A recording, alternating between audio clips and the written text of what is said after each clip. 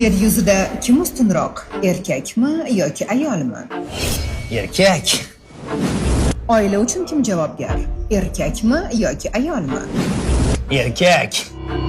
Ro'zg'or kimning bo'ynida, erkakningmi, ayolningmi? Albatta erkakning zimmasida.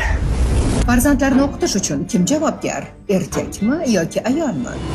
Aslida erkaklar javobgar. To'lovlarni kim qilishi kerak, erkakmi yoki ayolmi? Albatta erkak.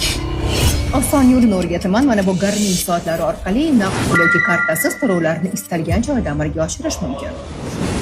Kim va'dasining ustidan chiqish kerak, erkakmi yoki ayolmi? Erkak. Unda erkaklik qiling. Nega hammasini bizga yuklayapsiz? Armiyaga borishdan boshqa hammasini qildik.